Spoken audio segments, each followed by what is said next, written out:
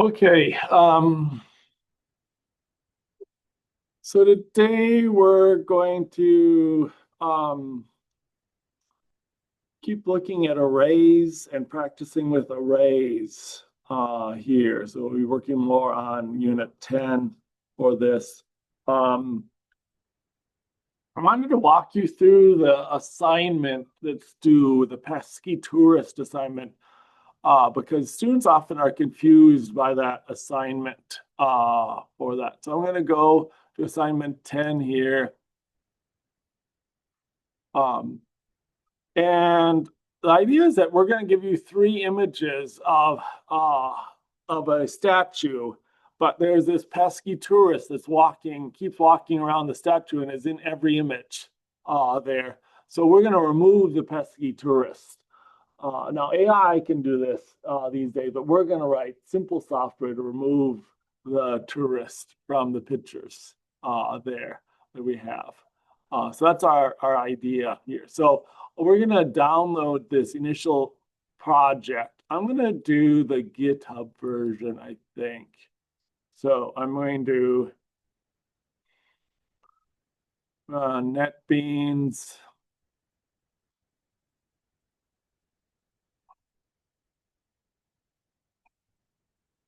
And again, I clicked on this GitHub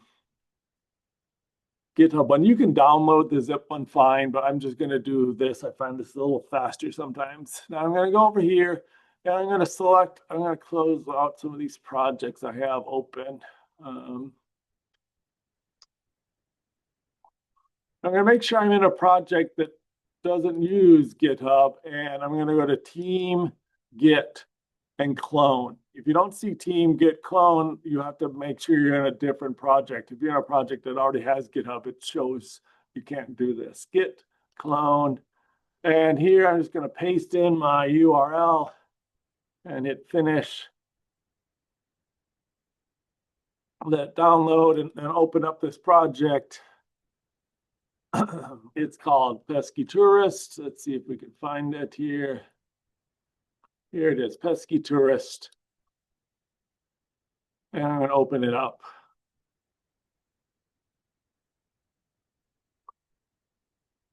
Now, it has a bunch of software here, or code here that does a lot of image processing. What it does is it takes a three-dimensional, an array, an image, which has X and Y and colors, and it converts it into a single array because you are only used to arrays with one dimension so far. So just converts an image into a long string of, or a long array of pixel values, basically, here for each one. And you're given three arrays. So again, there's a bunch of code, and I should put a comment in here. Do not change below this line. So you should not change anything below this top little method called create median array up here. And instead you're going to be, again, so you don't modify the main, it does a lot of processing or all the code below it here. And again, in this create median array, you're given three arrays here, and each one has pixel values, and it'll be run. So I can actually write some code in here to print this out. System out print line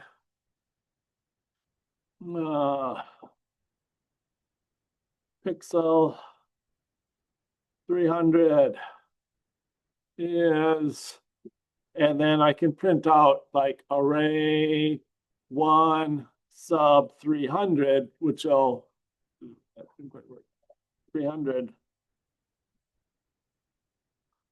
That'll print out the 300th pixel of array 1. So when I run this, it's going to pop up one of the images, image one, just to show you that there's an image there, and then it's going to pop up another image, your updated image, and right now it just displays image one again there, which is not what we want. But it also, like, I put in this print statement, so it says here's pixel 300 is this, and each pixel is going to be different. Pixel 301 is going to be slightly different than that.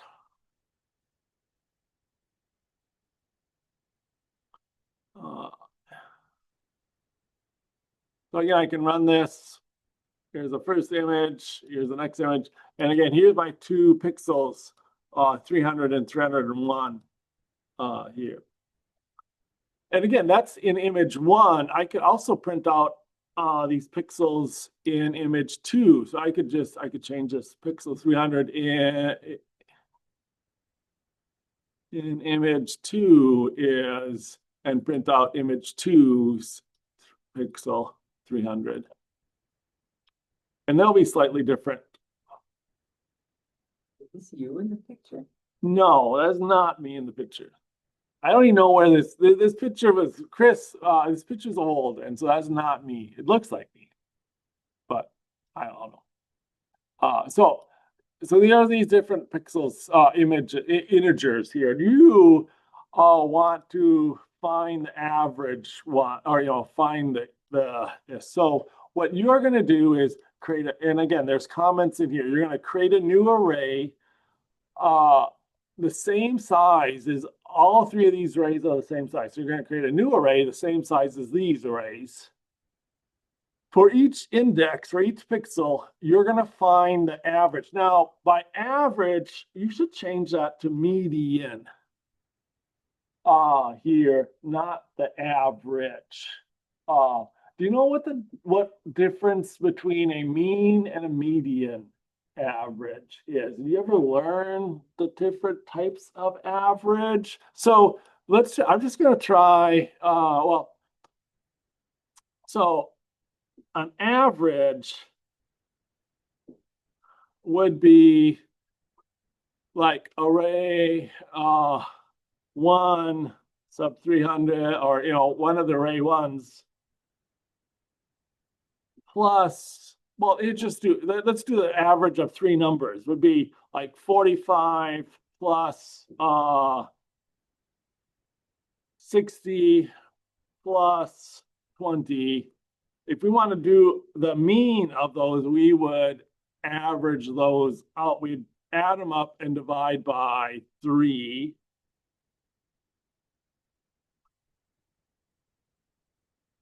So that would be a median or a mean average there.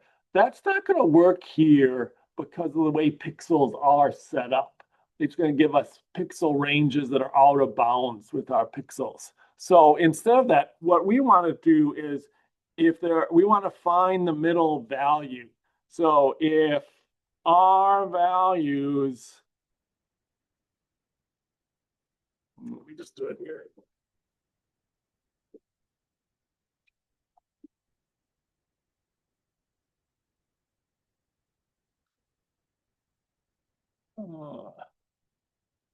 So if our values are 20, 45, and 60, we want to find the middle one.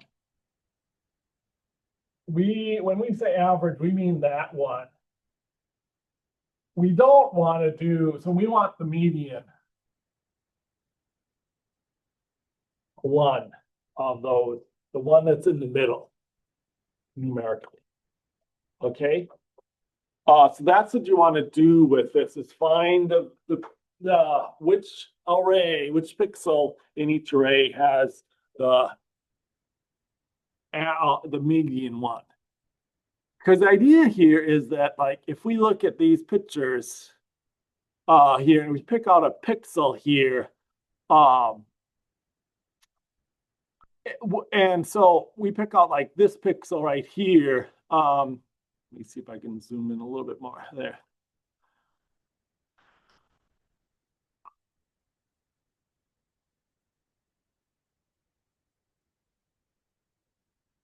Now I pick a pixel here, and look at its value. Its value might be, its pixel value might be like 1024. And then I look at another image, but in this image, the person is standing there. The pixel might be very different, might be like 4018. And I look at another image, but now the person's gone again. The pixel will probably be pretty close. It won't be exactly 1024 because the lights change, but it'll probably be something like 10,018 or something like that. Now we want the image, we want to get rid of this image where the person is standing there. And the easiest way to do that is just to find the middle. If we sort these out, this is the lowest, this is the highest, this is the middle. And the middle one will always be a pixel where the person isn't there. Almost always. Okay, so that's what you want to do, is find the pixel that isn't there for this.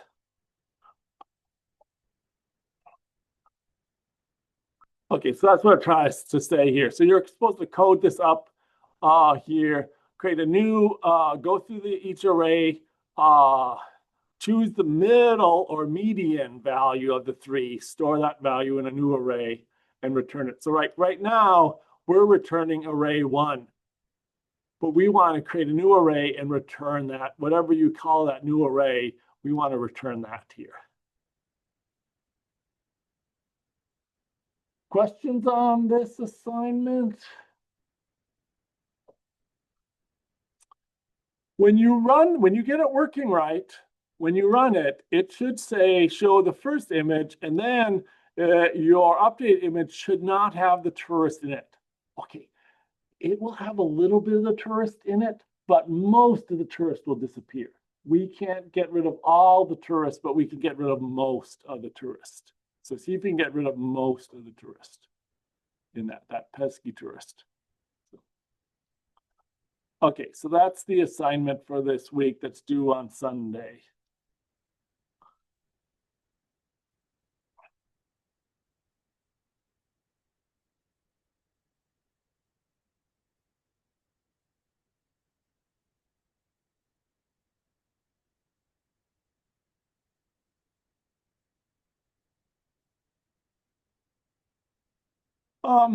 Okay, let's do, I'm gonna let you decide what to do for the discussion this week. You can do one of the learning activities or do one of the practice problems. So feel free to go through those. For the learning activities, we did this population sample, again, where you just ask about 5 cities, ask you to enter the population there, and then the city names and the population, and tried to print it off into a nice grid or a nice chart there. Another one is this random number sample here, where we are trying to roll the dice a bunch of times. We're going to roll a 6-sided dice 100 times, and then figure out how many times we have a 1 and 2 and 3, and print out that breakdown of that stuff. So you can do one of those, and then the review problems are here. Practice problems. We're actually getting into more advanced scope. We can actually do some fun practice problems here.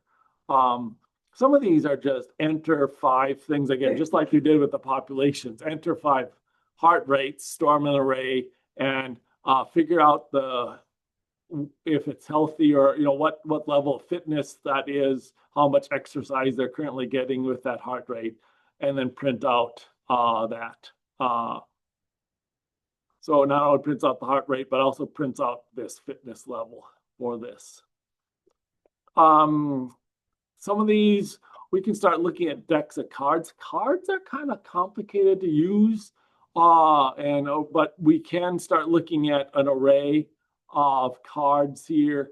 And at least shuffling them. And in this example, we have just an array of strings. Each card is like 2 of hearts. It's a string that says one of those things there. And then your job is to try to shuffle the cards and display them in a shuffled order for that. The player inventory one, again, they tend to get more complicated as you go to the right of the tabs here. The player inventory one is we give you an array of strings of items here. So here's our item names, the Staff of Healing, the Ring of Fire Resistance, the Cloak of Elvenkind there. And then we have an item description that goes along with each item. And then you are supposed to generate a random inventory, declare 10 integers that holds the player's inventory. And then you're supposed to print off each item there. So this is kind of interesting because you are not necessarily storing this here. Your array is storing the number, the index of the item names so that you'll display that. So it uses a level of indirection that's kind of hard, but if you walk through this, it should hopefully help you understand that. So that's a good one. There's some sample code with that. I think I'm going to just I feel like rolling some dice today. So I think I'm just going to walk through this high dice one and just walk through that. So I'll just record that. You're welcome to follow along. If you want to do a different one, that's fine for that. It just, again, so arrays tend to be one of the more complicated things we cover in this class. I would say array, this is the hardest stuff. This unit is the hardest unit we have in this whole course there because it kind of requires you to use loops and we have this whole array stuff. It's very powerful, but it brings together almost everything we've covered so far here. So I think this is, so it's important that you practice this, practice writing programs with arrays because it doesn't necessarily come natural the first time you're using arrays there. And if you go on to coding, you will use arrays or lists everywhere. Every program, all the time is always going to be using these arrays and lists and stuff like that. So you'll see these a lot here. Okay, so I'm just going to do this one. Let's see, what is this? I'm going to create a new project.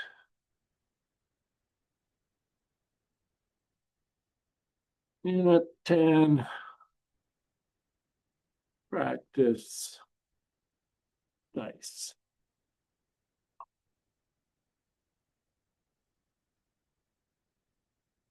Oh.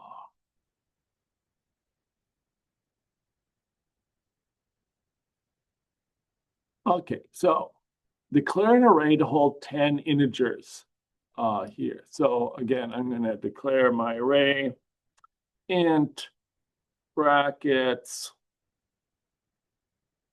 dice equals new int brackets, and I'm going to hold 10 integers. Is that what it said? Yeah. So again, I have to remember how to declare array of integers and hold 10 of them. Fill each element in an array with a random number between 1 and 20. Use this code to generate that. So I'm going to copy that code.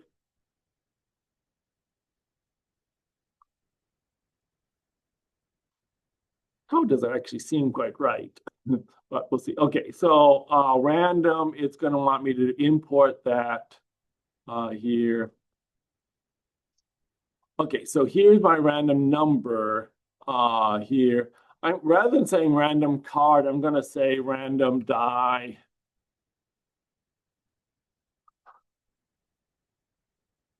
Oops. Sorry, I went into insert mode there, random die. And this should be from one, oh yeah, these are 20-sided dice. So an integer up to 20. And again, by default, it goes from 0 to 19, and I want to add 1 to it because I want a number between 1 and 20. That's my random dice. Now I want to store that in my array. So I want to say, like, my first item would be dice sub 0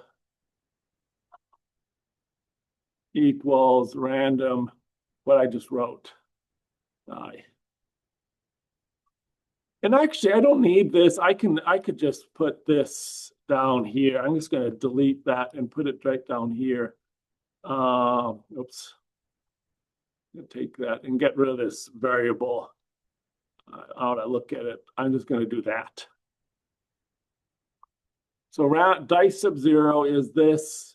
And I have to do this for all my dice. So again, I'm going to do this in a loop, obviously, but just to get me thinking of it, I'm just going to do it without a loop. I want to go 0, 1, 2. So I want to just keep doing this 20 times, changing this index each time. So, and I want to do the index of this, each of the dice here. So I'm going to do my loop for, and again, we use for loops a lot with arrays. For int, I'm just going to say I equals, I'm going to start at 0. I is going to be less than the number of dice dot length, and then I plus plus.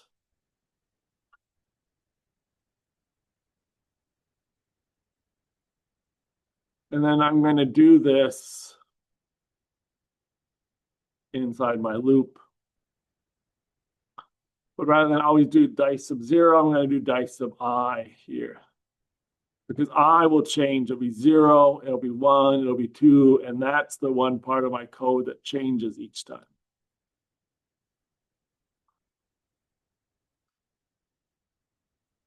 And now I'm going to print off the values here.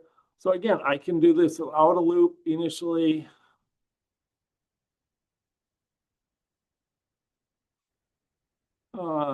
Dice number 1 is, and then I can print out dice sub 1.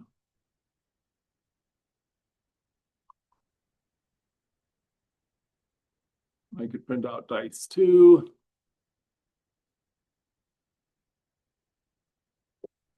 Now, actually, the dice start at 0. So I want to, my first dice is dice sub 0, and then it's dice sub 1, and then it's dice sub 2, whatever. So I'm going to do it that way. So I'm going to just print them out there. Okay. So now if I run this, it tells me it prints off 3 dice. But again, I want to print off all 10 dice. And it tells me to do this in a loop, which makes sense. So I'm going to write some sort of loop around this. So I'm going to use this same loop I did, or to take that loop there and add it down here. So, and I'm going to do this print out inside my loop. System.out.print by dice number. Okay, so this is going to be I. Eventually, I think I'm going to change this to I plus 1, but I'm going to leave it as I here. So I'm going to have to say I, and then dice sub I here. Let's try that.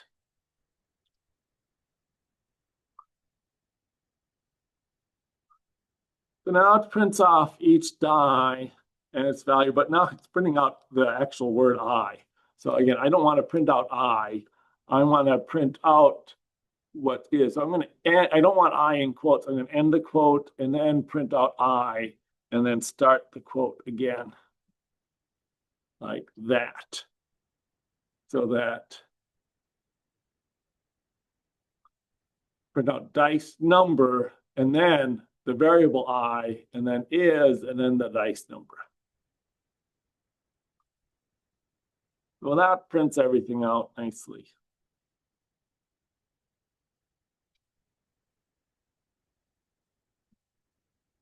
Okay, I'm going to take a break, go around, see if how's everyone doing, if they need help with anything.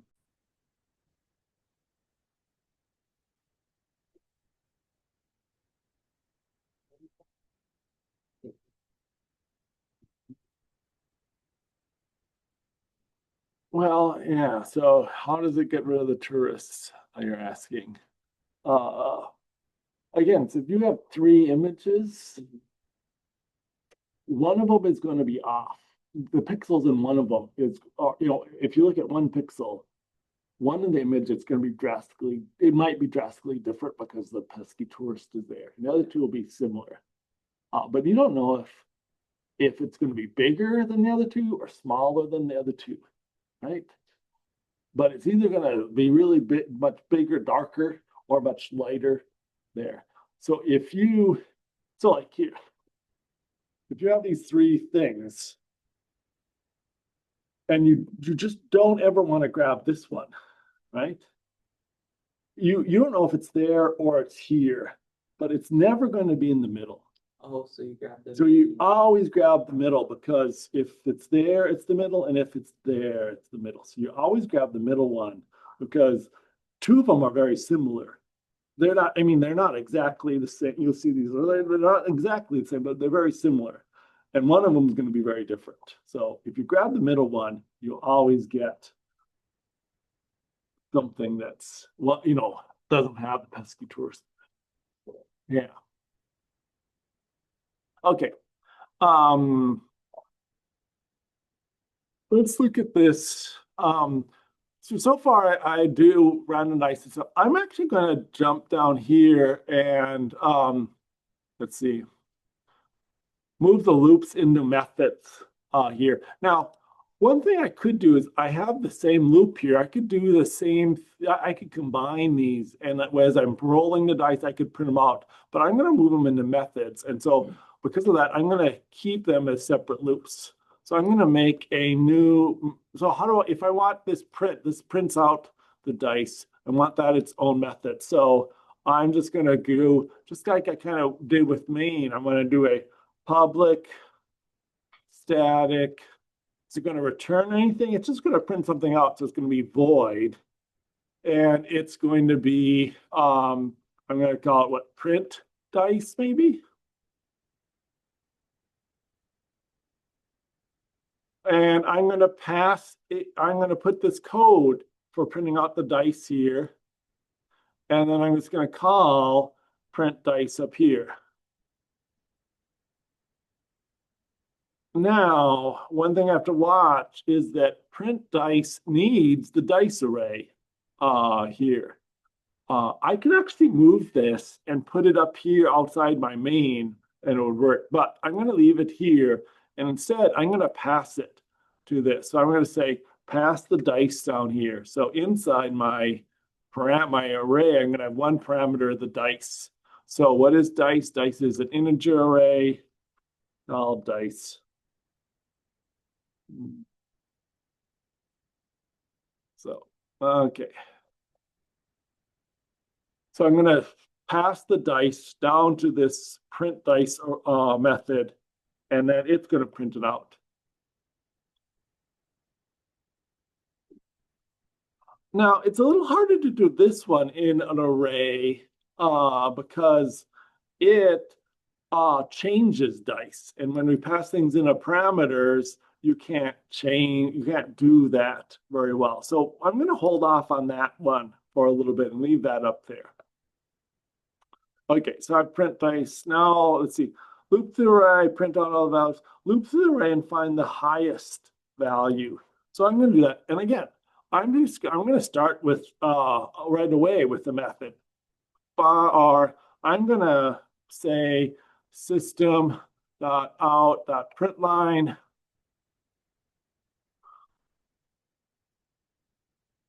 I'm going to say the largest die is, and print that out. But so I'm going to call a procedure, find largest, get largest, find largest, die. Oh, I'm just going to call it find largest. And I'm going to send it the dice. So it's going to find the largest of the dice and return it. So again, I'm going to go down here, public, static. Now, this isn't going to be void. It's got to return something because, again, void ones I call on a line by itself, but this one I'm calling right here. So I want to return, these are the largest die, and these are integers. So I'm going to return one integer, the largest there. And so find largest. And again, I'm going to want to loop through all the dice here. So I'm going to do my loop again.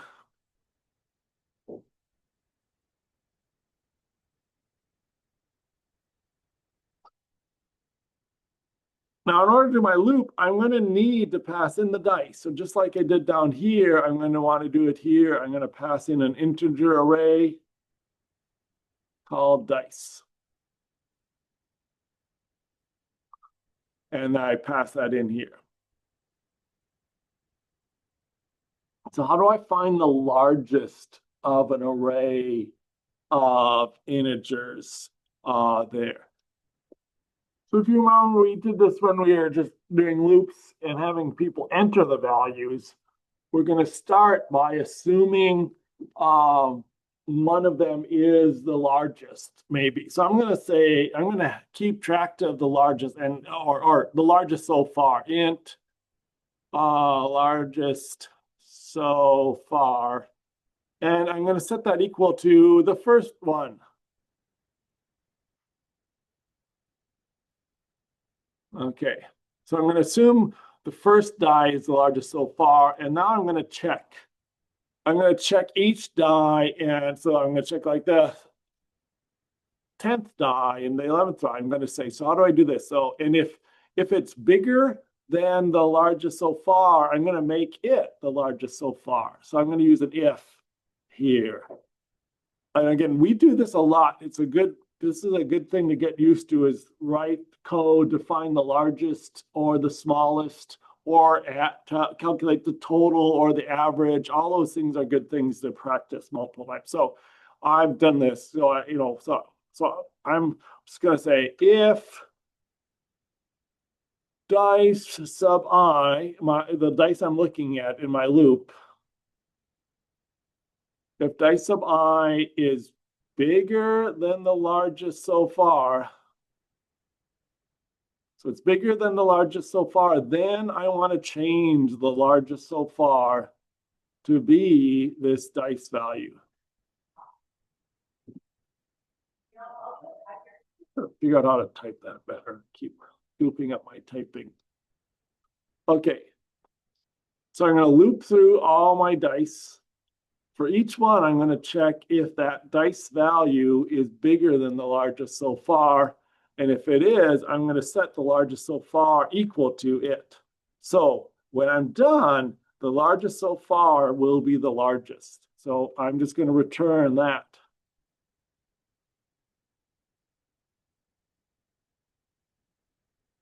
So now up here, it should print out the largest die is and find largest and print that out. And it will loop through, find it, and return it to this spot. So if I run this, prints out my 10 die, prints out the largest die so far is 19. I can look through, and that does look like the largest one in my list. Can test it out a couple times. Here I've got a couple 20s. So it finds one of the 20s and says that's the largest die, is 20. Missing one thing.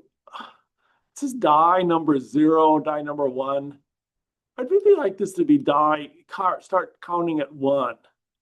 So how do I do this? So I might go through and change my loop here so this is when I'm printing out the dice.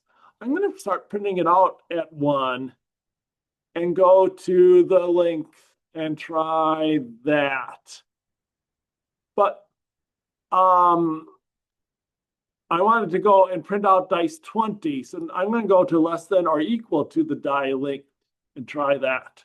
So it'll go from 1 to 20 rather than 0 to 19.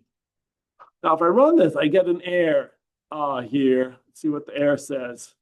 Following error occurred while it's good.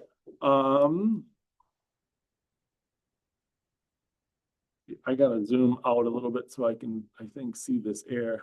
Oh, then they tell me what the error was. What? Let's see if I paste this into here. Sometimes the errors are here, they're just hidden, kind of scrolled out. No, it didn't. Okay, so the problem is that I'm getting a index out of value here with dice, trying to read dice of 20, and there isn't a dice of 20. So I can't go from 1 to the dice length. I always have to go from 0 to less than the dice length there. But I do want to print out, so I is always going to start at 0, but I want to print it out with 1. So rather than changing it up here, I'm going to change here. I'm going to print out I plus 1 there in my printout. So now it'll print it out better. That looks better. It's a little thing. You don't have to do that. But okay, let's see if I did everything in this. Declare an array to hold 10 dice. I did that. Check. Fill each element in an array with a random number between 1 and 20. Here's the code that generates that. So yeah, I have my random number generator, and then I loop through all the dice, set each die to that code.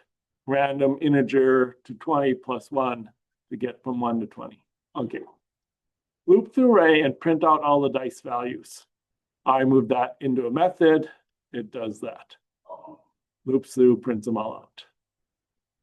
Loop through the array again and find the highest value. Print out the highest value. Okay, so I loop through. I just called it largest. I'm going to say, okay, I'll change it exactly to match highest. Okay. I think largest makes more sense. But anyway, it prints that out. Wow, I rolled 10 die and my largest was 12. Wow, that's a low rolls on that one. Okay, so I'm printing that out. Move some of your loops into methods and call the methods in the main program. That sounds good. Here, so I have this. I'm gonna do this bonus challenge and then to print out the sum of the dice. Again, so that would be like this. I'm gonna do a similar thing. Print line, the sum of the dice is, and call this sum dice, dumb dice, sum dice. Okay, so I need a method called sum dice that'll do that. I'm actually gonna grab this find largest and just copy it as a starting point and call it sum dice. Sum dice. My formatting, I'm given the dice. So now here, rather than the largest so far, I'm going to have an int for the sum, and I'm going to set it, I'm just going to add up each dice. So I'm going to start with the sum equal to 0, loop through this. I don't need a if then statement here. Each time I loop through, I'm just going to add sum equals sum plus the new dice. So each time I loop through, I'm just going to take the current dice and add it to my sum, and then I'm going to return my sum. And again, this is just like this is a standard way of finding the largest. This is a standard way of summing the dice. You should practice those. when I say you should practice these things, that probably means like it will be on the final exam. So somewhere on the final exam will be write a loop to sum up the values of an array or find the largest value of an array or the smallest one or something like that or the average there. So you should practice these sorts of, and again, we'll write these multiple times before the end of the class too. So what? Practice finding the largest in an array or summing up the values in an array.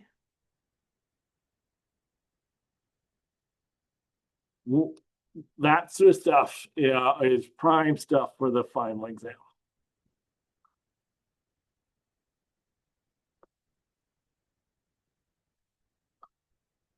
Oh, I'm going to do one more thing here. I'm going to try to move this. Well, actually, I'm going to try to move this, set up my array into a method. So, and what is that going to do?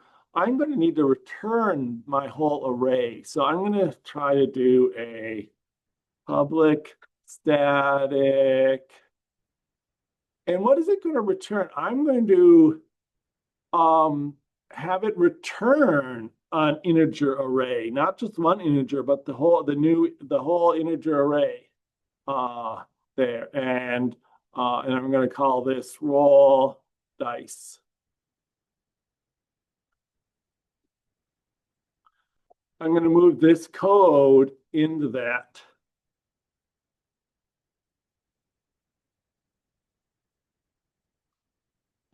I need some more code in there. So like random, I need my random number generator. I'm going to move that down here too.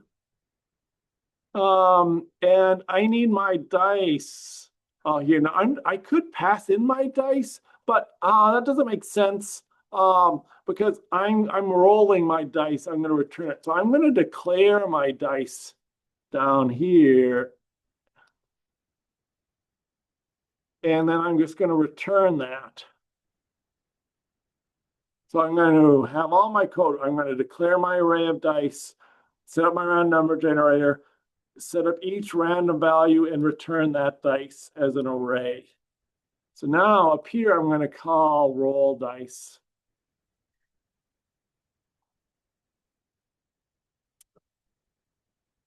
But it's returning a value. So I'm actually going to combine it with this statement. I'm going to say my array, int array called dice, is going to be roll dice. And it's going to roll the dice and return my array. So I think that should work. Let's try that out. So yeah, so it's rolling my dice, random numbers, and it's still finding the ones. So again, I'd be fine with you not moving this into its own method, but students often ask, how would you do that? And so you can return a whole array from a method. And that's what we're doing. We're creating an array and returning it. And then we're setting it up here. Here's an array.